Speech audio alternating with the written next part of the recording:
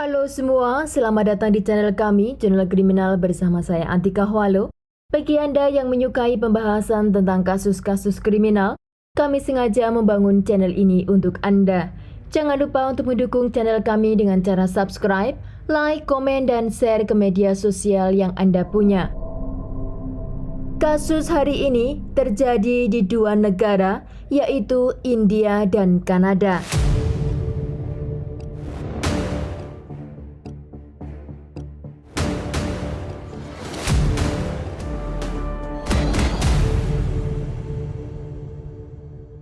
Jaswinder Kaur Sidhu atau sering dipanggil dengan sebutan Jasi, dia lahir pada tanggal 4 Agustus tahun 1975 di negara Kanada, tepatnya di kota Maple Ridge.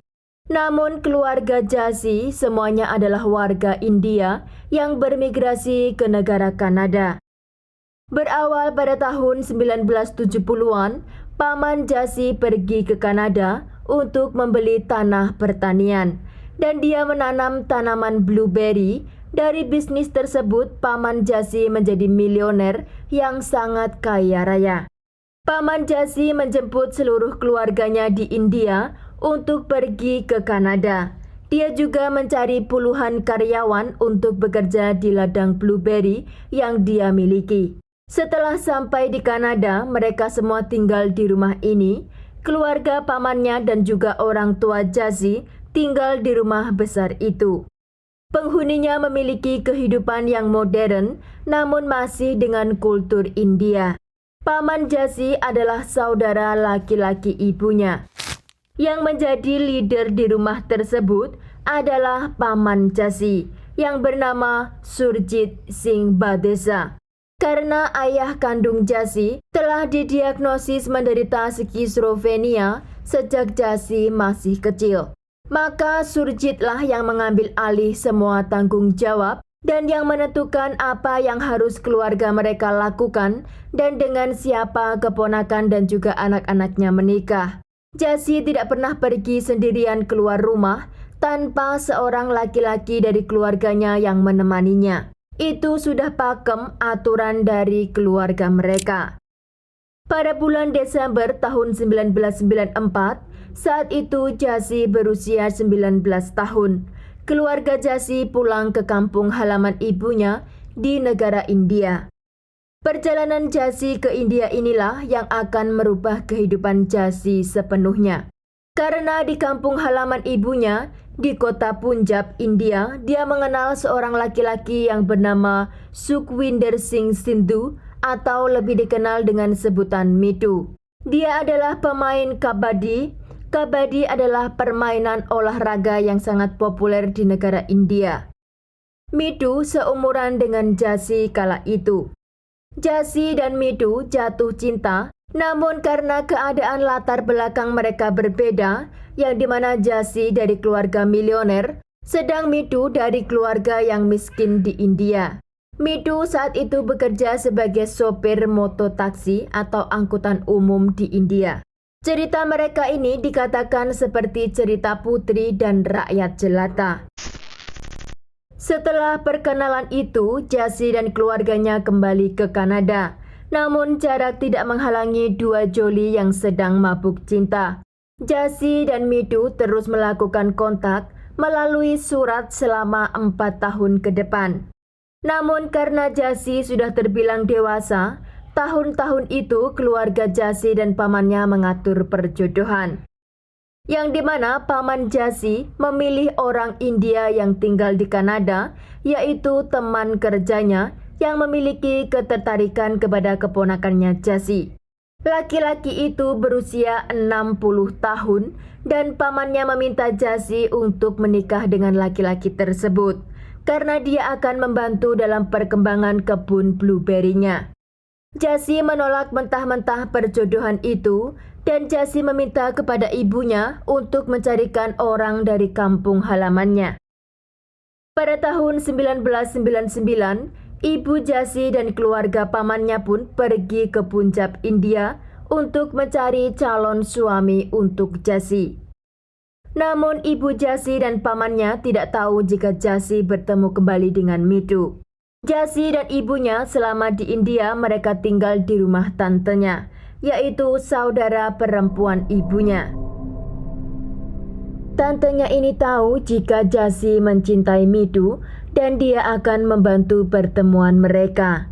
Saat makan malam bersama, tantenya memberikan obat tidur kepada seluruh keluarganya kecuali kepada Jasi. Setelah selesai makan malam dan mereka semua tidur, Mitu datang ke rumah tantenya melalui jendela sekitar jam 11 malam. Di sana mereka ini melepaskan rindu dan saling mengatakan jika mereka tidak bisa hidup jika tidak hidup bersama.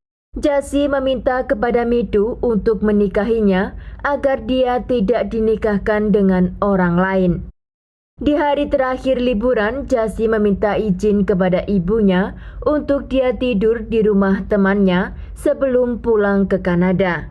Ibu Jasi memberi izin untuk dia menginap di rumah temannya, namun hari itu, tepatnya pada tanggal 15 Maret tahun 1999, Jasi menemui Mitu dan mereka telah merencanakan pernikahan secara rahasia di kota tetangga. Dengan hanya dihadiri 2 saksi dari teman Mitu dan penghulu, setelah melakukan pernikahan itu, mereka berbulan madu hanya semalam karena hari berikutnya Jasi pulang ke Kanada. Pernikahan mereka tidak diketahui keluarga besar Jasi, namun Jasi mengatakan kepada teman dekatnya di Kanada yang bukan orang India.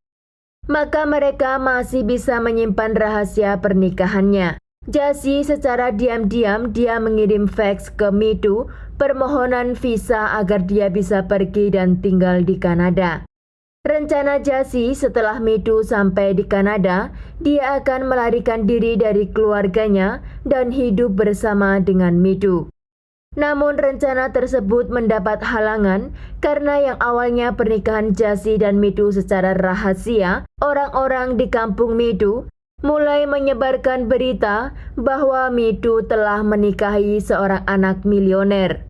Kabar tersebut hingga ke telinga keluarga Jasi di kampung karena merasa malu keluarganya yang kaya raya dinikahi dengan orang miskin, berkulit gelap, tidak berpendidikan, dan bekerja sebagai sopir angkot. Keluarganya pun langsung menghubungi keluarga Jasi yang ada di Kanada.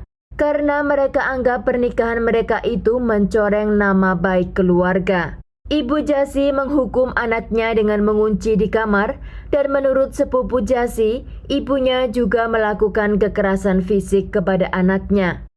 Paman Jasi segera terbang ke India untuk menyelamatkan kehormatan keluarganya dan langsung menuju ke kantor polisi untuk melaporkan Mitu dengan tuduhan dia memaksa keponakannya dengan ancaman senjata api untuk dia nikahi secara diam-diam agar Mitu mendapat bagian kekayaan dari keluarga Jasi. Paman Jasi di sini sepenuhnya mengarang cerita agar Mitu dipenjara dan pernikahan Jasi dengan Mitu dibatalkan. Polisi yang menerima kasus pengaduan tersebut, dia pun mencari keberadaan Mitu untuk mempertanggungjawabkan apa yang telah dituduhkan oleh Paman Jasi. Paman Jasi mendatangi rumah kedua orang tua Mitu dan menawarkan sejumlah uang agar Mitu menceraikan Jasi. Namun orang tua Mitu menolak uang tersebut dan Mitu saat itu sudah melarikan diri karena dia tahu jika paman dan polisi sedang mengejarnya. Mitu dengan bantuan teman-temannya disembunyikan di suatu tempat. Jasi yang terkunci di kamar, dia berhasil menghubungi polisi lokal dan meminta perlindungan pihak berwenang. Polisi datang ke rumah Jasi dan melepaskan Jasi dari rumah ibunya. Jasi mengambil semua barang-barangnya dan tinggal di rumah temannya, menghindari kekejaman ibu kandungnya. Jasi dan Mitu saling mengontak ketika keluarganya semakin panas. Dalam saluran telepon itu, Mitu merekam omongan Jasi bahwa dia tidak dalam keadaan tertekan saat melangsungkan pernikahan dan bukti itu diberikan kepada polisi untuk pembelaan. Ibu Jasi berusaha memblokir semua akun bank yang biasa digunakan oleh anaknya agar dia tidak pergi jauh. Namun Jasi meminta pertolongan kepada teman-temannya untuk membelikan tiket pesawat ke India. Pada tanggal 7 April tahun 2000, Jasi tiba di India dan Jasi dijemput oleh suaminya di airport. Terlihat dari beberapa foto yang mereka abadikan betapa pasangan ini memiliki cinta yang begitu erat. Tidak jauh dari film-film India pada normalnya. Jasi datang ke India untuk menyelesaikan masalah pernikahannya dan mengklarifikasi nama baik keluarganya. Jasi langsung menemui pengacara di India untuk meminta bantuan memberikan penjelasan kepada polisi tentang apa yang telah pamannya tuduhkan kepada suaminya. Dan polisi menghapus tuduhan paman Jasi kepada Mitu, juga pemerintah mengesahkan secara legal pernikahan mereka di buku negara. Selama di sana, Jasi tinggal di rumah orang tua Mitu sambil menanti visa Mitu keluar dan mereka akan pergi ke Kanada bersama. Namun karena kekhawatiran orang tua Mitu dengan ancaman paman Jasi, mereka menyuruh Jasi dan Mitu pergi ke rumah saudara mereka di pedalaman agar tidak diketahui oleh paman Jasi. Paman Jasi yang berusaha memenjarakan Mitu tidak berhasil. Dia juga memberikan uang kepada orang tua Mitu tapi ditolak dan berusaha untuk membatalkan pernikahan juga tidak dikabulkan. Paman Jasi juga mencoba untuk membelikan mobil baru untuk Jasi jika dia mau menceraikan Mitu dan kembali ke keluarganya di Kanada. Namun semua itu tidak berhasil. Maka paman Jasi pulang ke Kanada dan meninggalkan Jasi juga Mitu hidup bersama. Namun karena keberadaan Mitu dan Jasi diketahui oleh orang, gosip terus menyebar hingga ibu Jasi berhasil menemukan di mana keberadaannya. Pada tanggal 7 Juni tahun 2000, ibu Jasi menelpon putrinya dan menanyakan alamat di mana dia tinggal karena dia akan mentransfer uang untuk mereka tinggal di India. Seakan-akan ibunya telah menerima pernikahan putrinya dengan Mitu. Jasi pun yang sudah rindu dengan ibunya, dia mengatakan alamat di mana dia tinggal. Setelah ibunya mendapatkan alamat, dia mengatakan kepada saudara laki-lakinya dan hari itu juga paman Jasi menghubungi leader geng di kota tersebut dengan meminta mereka untuk mengakhiri hidup Mitu dan Jasi. Pada tanggal 8 Juni tahun 2000 malam hari, Mitu keluar rumah dengan Jasi naik motor skuter. Sampai di jalan sepi, tiba-tiba Mitu melihat ada mobil dan beberapa sepeda motor mengepungnya. Setelah Mitu terjatuh dari motor, 7 orang mengeroyok tubuhnya dengan senjata tajam dan senjata tumpul. Setelah mereka melihat tubuh Mitu tidak bergerak karena keadaan malam hari yang kurangnya penerangan, mereka langsung meninggalkan tubuh Mitu di sana dan mereka membawa Jasi ke sebuah tempat terpencil di desa. Orang-orang itu menelpon ibu Jasi di Kanada, namun paman Jasi akan memberikan uang tambahan jika mereka juga menghabisi keponakannya. Leader geng itu mengatakan kepada paman Jasi jika Jasi tidak bersalah dan mungkin Jasi bisa dibebaskan. Jasi kala itu memohon kepada pamannya untuk dia berbicara kepada ibunya. Di saluran telepon, Jasi memohon kepada ibunya untuk melepaskan dari orang-orang jahat itu. Dan Jasi juga meminta maaf, dia berjanji akan menuruti apapun kemauan paman juga ibunya.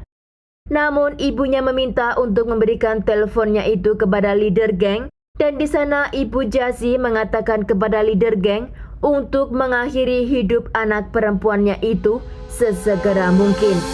Malam itu pada tanggal 8 Juni, Jasi meninggal dengan luka sayatan di lehernya. Keesokan harinya, seorang petani lewat di dekat irigasi melihat jasad Jasi mengapung di aliran irigasi pertanian. Jasi meninggal pada umur 24 tahun. Cerita masih panjang dalam kasus ini. Mitu yang malam sebelumnya diserang 7 orang di jalan, ternyata dia masih selamat. Dan ketika sadar, dia lari mencari bantuan dan seseorang membawanya ke rumah sakit untuk dia menjalani perawatan atas luka-luka di tubuhnya. Sebulan kemudian, polisi memulai investigasi atas kasus kematian Jassi dan apa yang terjadi kepada Mitu. Polisi menemukan mobil geng dan 7 pelaku penyerangan kepada Mitu dan juga senjata yang digunakan mereka. 7 laki-laki itu dipenjara, namun di sana mereka mengatakan jika semua itu mereka lakukan atas perintah Ibu Jassi dan Paman Jassi. Maka polisi mencari bukti untuk memperkuat pengakuan para geng itu untuk diberikan ke pemerintah Kanada atas apa yang terjadi di negara India. Daftar panggilan telepon dari nomor Paman Jassi kepada geng leader telah dikantongi pihak penyelidik. Juga bukti uang transfer yang dikirim oleh Paman Jassi kepada geng tersebut. Paman Jassi dan ibunya yang mengetahui jika Mitu masih selamat dari serangan, mereka masih menghubungi geng lain untuk membersihkan Mitu dari kehormatan mereka. Geng lain yang disuruh oleh Paman Jassi menyerbu rumah orang tua Mitu pada malam hari berharap Mitu ada di sana. Namun Mitu dan orang tuanya telah mengungsi ke rumah saudara mereka. Media lokal juga internasional tertarik melihat kasus yang terjadi dengan Mitu dan Jassi, dan para media terus mendesak pihak kepolisian untuk segera menangani kasus tersebut. Media di Kanada juga menyiarkan berita bahwa Paman Jassi masih bebas, tidak tersentuh hukum, karena dia adalah seorang presiden di tempel yang sangat dihormati di Kanada. Juga Ibu Jassi masih bebas. Media menekan pihak pemerintah Kanada untuk mengambil jalan hukum untuk keadilan Jassi dan Mitu. Kasus itu menjadi skandal besar antara negara India dan Kanada. Reporter dokumentari mengungkap bahwa leader geng yang disuruh oleh Paman Jassi, yang awalnya mendapat hukuman penjara seumur hidup, ternyata media berhasil membongkar jika leader telah bebas dari hukuman. Bahkan leader geng ini dibelikan tiket ke Kanada 4 kali oleh Paman Jassi. Dan yang mengeluarkan leader geng itu dari penjara juga Paman Jassi. Bahkan reporter ini datang ke India untuk mengetahui keadaan Mitu setelah beberapa tahun kasus itu beku. Sesampainya di India, reporter dokumentari ini menemukan Mitu telah mendekam di penjara selama 4 tahun atas tuduhan pemerkosaan terhadap seorang wanita. Reporter tersebut menelusuri kasus Mitu yang menyeretnya ke penjara. Ternyata wanita yang memberikan pernyataan kepada polisi jika Mitu telah memperkosanya itu bohong, dan semua itu adalah suruhan Paman Jassi. Karena Paman Jassi mengirimkan kebutuhan keluarga wanita itu setelah dia mengadukan ke polisi jika Mitu telah memperkosanya.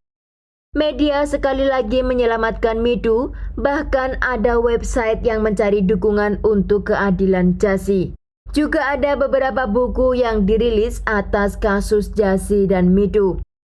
Media terus memburu pihak berwenang agar menghukum Paman Jassi dan ibunya. Setelah 12 tahun dari kejadian Jassi meninggal, barulah Paman Jassi dan ibunya dipenjara di Kanada atas desakan media yang sudah mengumpulkan semua bukti kejahatan mereka. Dan pada tahun 2012 hingga tahun 2014, mereka menjalani hidup di belakang jeruji besi. Pada tanggal 9 Mei tahun 2014, setelah proses pengadilan di Mahkamah Agung, British Columbia, Kanada, hakim memerintahkan Surjit Badesa, Paman Jassi, dan Malkit Sidhu, Ibu Jassi, untuk diserahkan ke kepolisian India untuk diadili. Mosi ini secara efektif mengakhiri perdebatan mengenai ekstradisi mereka. Namun tidak mudah untuk mengirimkan kedua terdakwa ke negara India, dan itu harus memakan waktu yang panjang. Pada tanggal 24 Januari tahun 2019, mereka berdua diekstradisi dan tiba di kota Delhi, India untuk menghadapi dakwaan. Wajah keduanya ditutupi kain hitam dan digiring ke kantor polisi. Sampai hari ini Ibu Jasi masih mendekam di penjara, sedang pamannya sudah mendapat pembebasan bersyarat pada tanggal 22 Maret tahun 2022 ini karena dia telah lanjut usia. Semua keadilan itu terjadi karena media terus memburu kasus tersebut. Andai saja media tidak berdiri di sana, kemungkinan besar kasus Jasi dan Mitu akan dibungkus dengan uang oleh paman Jasi dan hilang dari hadapan hukum. Sekian kasus hari ini, jangan lupa tinggalkan like dan komen. Jika Anda tidak keberatan, klik tombol subscribe untuk mendukung channel kami. Terima kasih saya ucapkan kepada Anda para subscribers. Sekian, sampai jumpa di kasus berikutnya.